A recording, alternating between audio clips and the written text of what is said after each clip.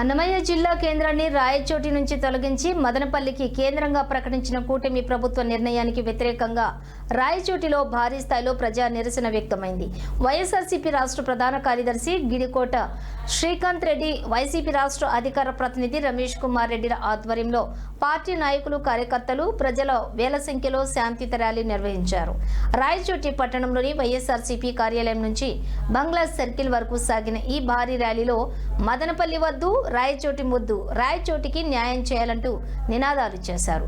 ఈ సందర్భంగా గిడికోట శ్రీకాంత్ రెడ్డి మాట్లాడుతూ రాయలసీమలోనే అత్యంత వెనుకబడిన ప్రాంతమైన రాయచోటిని అభివృద్ధి చేయాలనే సంకల్పంతో మాజీ ముఖ్యమంత్రి వైఎస్ జగన్మోహన్ రెడ్డి జిల్లా కేంద్రంగా ప్రకటించారని గుర్తు చేశారు. అయితే కూటమి ప్రభుత్వం అధికారంలోకి వచ్చిన వెంటనే ఎలాంటి ముందస్తు నోటిఫికేషన్ లేకుండా, ప్రజాభిప్రాయం సేకరించకుండా జిల్లా కేంద్రాన్ని మదనపల్లికి మార్చడం తీవ్ర అన్యాయమని మండిపడ్డారు.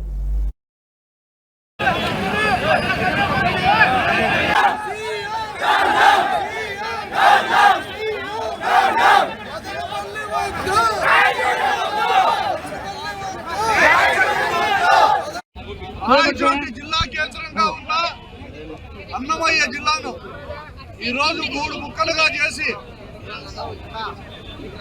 ఒక ముక్క తిరుపతికి, ఇంకోటి కడపకు, రాయచోటును తీసి మదనపల్లిలో కలిపి మదనపల్లిను ప్రత్యేకంగా ఒక జిల్లాగా ఏర్పాటు చేయడం చూస్తూ ఉంటే, చంద్రబాబు నాయుడు గారు ఏ రోజు కూడా ఆయన ఇచ్చిన మాటకు కట్టుబడి ఉండడు అని చెప్పేదానికి ఇంతకంటే వేరే నిదర్శనం ఏమీ దొరకదు.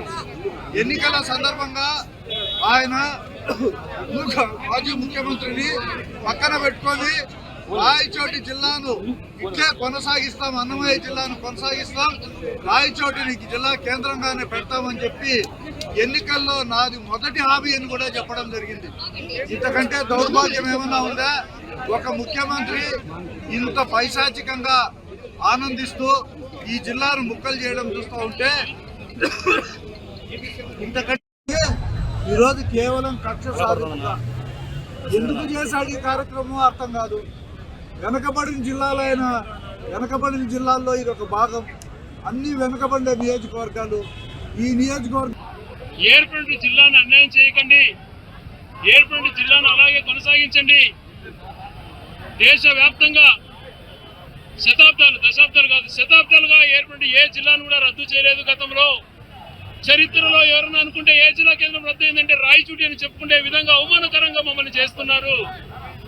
చంద్రబాబు నాయుడు గారు ముఖ్యమంత్రి కాక ఎన్నికల 2 రోజుల ముందర ఇదే ప్లేస్ లో, ఇదే సర్కిల్ లో నిలబడి, ఇదే బంగ్లా సర్కిల్ లో నేను మాట్లాడుతున్న చోటే నిలబడి, తమ్ముళ్ళు నమ్మద్దండి ఎవరి మాట, నేను జిల్లా కేంద్రం కొనసాగిస్తున్నాను, మా వాడికి ఓటేయండి అని చెప్పాడు.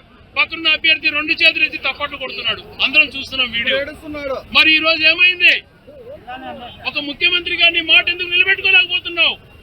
ఏర్పడి జిల్లా కేంద్రాన్ని, వెనుకబడిన ప్రాంత ప్రతిపాదికగా ఏర్పడిన జిల్లా కేంద్రాన్ని ఈ రోజు మా కళ్ళ ముందర మా ఆవేదన వెలిపుచ్చుతుంటే కనీసం దాన్ని గమనించుకోకుండా, కనీసం దాన్ని దృష్టిలో పెట్టుకోకుండా, మా మనోవేదన వినకుండా, ప్రొసీజర్ ఫాలో కాకుండా నవంబర్ 26న ఒక జీవో ఏదైతే ఇచ్చారో జిల్లాల ప్రతిపాదికగా